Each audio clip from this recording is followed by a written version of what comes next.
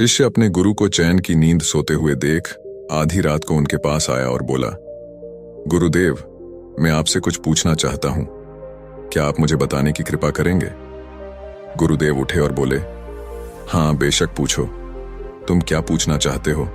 मैं देख रहा हूं कि तुम कुछ दिनों से काफी परेशान से लग रहे हो। उसने गुरुदेव से पूछा कि आपकी इस चिंता मुक्त जीवन और आपके चेहरे पर इस असीम शांति का राज क्या है? मैं जानना चाहता हूं कि आप हमेशा खुश कैसे रहते हैं। क्या आपको कभी चिंता नहीं होती या आप कभी दुखी नहीं होते? आप ऐसे चिंता मुक्त कैसे सोते हैं?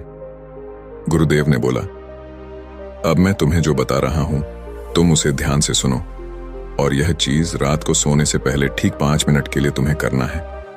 उसने पूछा, गुरुदेव, आखिर रात को सोने से पहले ही क्यों और आखिर 5 मिनट तक ही क्यों करना है?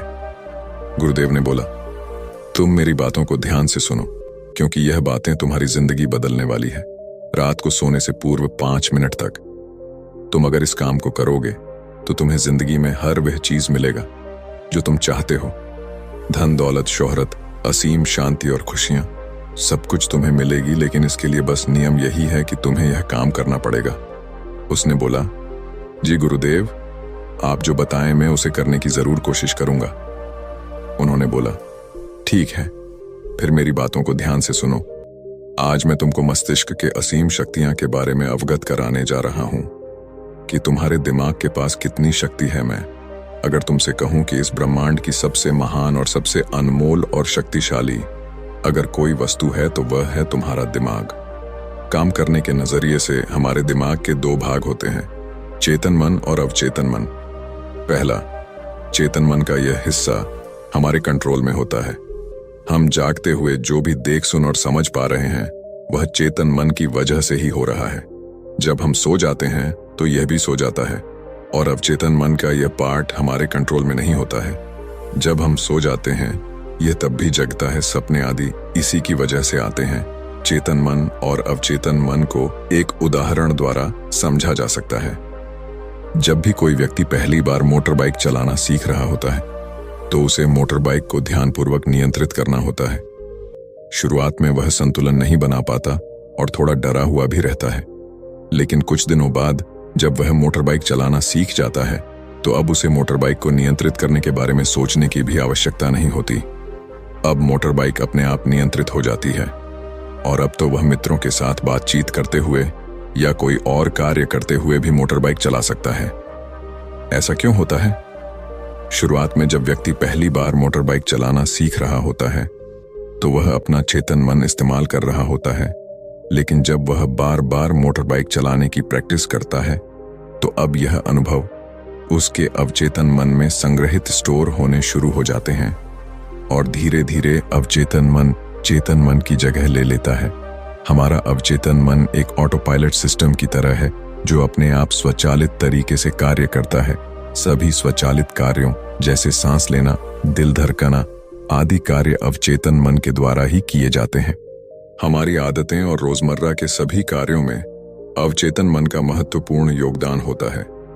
हमारे हर एक विचार का हमारे अवचेतन मन पर महत्वपूर्ण प्रभाव पड़ता है, या ये कह सकते हैं कि हम जो कुछ भी सोचते हैं या करते हैं उससे हमारे अवचेतन मन की प्रोग्रामिंग होती जाती है, और फिर बाद में धीरे धीरे अवचेतन मन उस कार्य को नियंत्रित करने लगता है। हमारी आदतों और धारणाओं का निर्माण भी ऐसे ही होता है, और बाद में वह आदत स्वचालित रूप से अवचेतन मन के द्वारा नियंत्रित होती है। यह हम पर निर्भर करता है कि हम अपने अवचेतन मन की प्रोग्रामिंग कैसे करते हैं। एक बार प्रोग्रामिंग हो जाने के बाद अवचेतन मन उसी के अनुसार कार्य करने लगता है, चाहे वह कार्य गलत हो या सही। चेतन मन को अवचेतन मन का चौकीदार या गेटकीपर भी कहा जा सकता है। दरअसल हमारा हर विचार एक बीज की तरह है और हमारा अवचेतन मन एक बगीचे की तरह है। हमारा चेतन मन यह निर्णय करता है कि अवचेतन मन में कौन सा बीज बोना है और कौन सा नहीं। हम कभी कभी अनजाने में अपने अवचेतन मन की गलत प्रोग्रामिंग कर देते हैं। जैसे अगर मैं ये सोचता हूँ कि आज का यह काम कल कर लूंगा, तो यह छोटा सा विचार धीरे धीरे मेरे कार्य को कल पर टालने की आदत बन सकता है। इतना सब सुनकर उसने गुरुजी से पूछा, लेकिन इसका नींद से क्या तात्पर्य है, और सोने से पहले 5 मिनट तक हमें क्या करना है, और चिंता मुक्त जीवन का रहस्य क्या है? आप वह हमें बताइए। गुरुदेव ने बोला, हर चीज को सीखने की जल्दी अक्सर इंसान को गलत जानकारी देती है। वह गलत जानकारी किसी काम के नहीं होती, इसीलिए सब्र और धैर्य के साथ बातों को सुनने की आदत डालो। गुरुदेव ने बोला, क्या तुमको पता है कि चेतन मस्तिष्क हमारे ब्रेन पावर का सिर्फ 5% इस्तेमाल करता है? यही दूसरी तरफ आपकी फीलिंग और बिलीव सिस्टम, यादें, अनुभव और भी बहुत सारी चीज जो स्वतः चलती है, जैसे सांस लेना, पल के झुकना, हृदय की धड़कन महसूस करना, यह सभी चीज आपका अवचेतन मन कंट्रोल करता है। यह आपकी ब्रेन पावर का 95% इस्तेमाल करता है।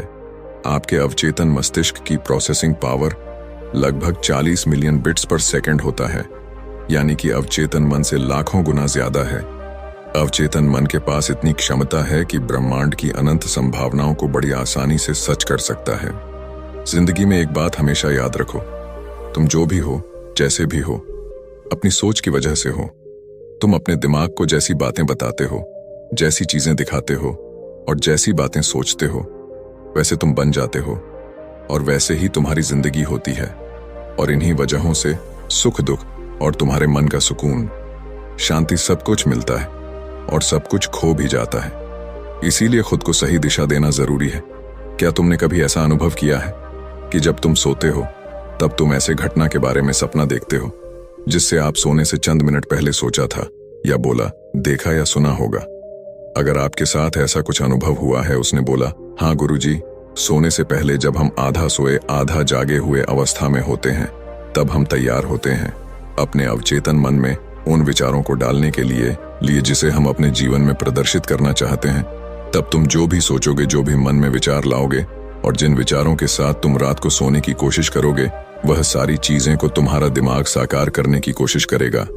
इसीलिए सोने से पहले अच्छी चीजों के बारे में सोचो, अच्छी चीजों के बारे में जिसके लिए हम सपना देख रहे हैं, जिसे हम पूरा करना चाहते हैं, उससे रिलेटेड पॉजिटिव विचार आप इसी समय में अपने अवचेतन मन में डायरेक्ट डाल सकते हैं। इसके लिए 2 तरीके हैं। सबसे पहले तरीका है, तुम सोने से पहले सिर्फ इन चीजों के बारे में सोचो जो तुम्हें सुकून दे, जो शांति दे, जिससे तुम्हारा मन हल्का हो। आंख बंद करके तुम यह सोचो, आज का पूरा दिन बिताकर मैं हमेशा की तरह यह आज के आखिरी 10 मिनट खुद को दे रहा हूं। मैं सबसे पहले उनको माफ करता हूं जिन्होंने आज मुझ पर गुस्सा किया। मैं उन सब को माफ करता हूं जो बदल गए। मैं उन सब उम्मीदों को खुद से अलग करता हूं जो किसी और इंसान पर टिकी हैं। मैं पास्ट की सभी बुरी आदतों को छोड़ता हूं। इस दुनिया में हर कोई इंसान ही है और इंसानों से गलतियां हो जाती हैं, इसलिए मुझसे भी गलतियां हो जाती हैं। गलती होना एकदम नेचुरल है। मेरे पास आज जो कुछ भी है वह काफी है। मैं हर दिन खुद के और करीब आता जा रहा हूं। किसी की बुराई करना, किसी के बिहेवियर को जज करना, किसी के लाइफ को जज करना, खुद को या दूसरों को दोष देना, दुखी रहना या रोते रहना, ये आदतें मुझसे बहुत दूर है। हाँ, मैं ऐसा ही हूं। मैं जानता हूं कि किसी बुरी से बुरी चीज से भी मुझे क्या सीखना है। मैं आजकल अपनी मंजिल को पाने के लिए पूरे जीवन से मेहनत कर रहा हूं। मुझे अपने आप में गर्व है। मैं वह सब करके दिखाता हूं जो मैं करना चाहता हूं। मैं अच्छा हूं, सुंदर हूं और सबसे ज्यादा खुद पर विश्वास करता हूं। मैं आज की गलती के लिए खुद को भी माफ करता हूं। मैं अपनी सभी बुरे कामों के लिए भी खुद को माफ करता हूं। मेरे पास आज जो कुछ भी है वह काफी है। मैं हर दिन खुद के और करीब आता जा रहा हूं। किसी की बुराई करना, किसी के बिहेवियर को जज करना, किसी के लाइफ को जज करना, खुद को या दूसरों को दोष देना, दुखी रहना या रोते रहना, यह आदतें मुझसे बहुत दूर है। हाँ, मैं ऐसा ही हूं। मैं जानता हूं कि किसी बुरी से बुरी चीज से भी मुझे क्या सीखना है। मैं आजकल अपनी मन को पाने के लिए पूरे जीवन से मेहनत कर रहा हूं। मुझे अपने आप में गर्व है। मैं वह सब करके दिखाता हूं जो मैं करना चाहता हूं। मैं अच्छा हूं, सुंदर हूं और सबसे ज्यादा खुद पर विश्वास करता हूं। मैं आज की गलतियों के लिए खुद को भी माफ करता हूं। मैं अपनी सभी बुरे कामों के लिए भी खुद को माफ करता हूं। मेरे घर वालों के साथ मेरा रिलेशन मजबूत है। मैं अपने गुस्से को इसी वक्त खुद से अलग करता हूं। मैं हर तरह के डर को इसी वक्त खुद से अलग करता हूं। मैं मानता हूं कि आज के दिन से मुझे एक नई सीख मिली है। मैं समझता हूं कि आज का दिन चला गया है लेकिन मैं ठीक हूं। मेरा शरीर स्वस्थ है। अंतिम में गुरुदेव ने बोला, अगर तुम रोज 5 मिनट तक यह बातें खुद को बताते हो तो हमारा दिमाग तुम्हें यकीन दिलाएगा कि जीवन में कितनी शांति है। अगर आप भी मेरी तरह भगवान बुद्ध को मानते हैं तो इस वीडियो को लाइक करें और ऐसी और प्रेरणादायक कहानी सुनने के लिए चैनल को सब्सक्राइब करके कमेंट में नमो बुद्धाय लिखना ना भूले। धन्यवाद।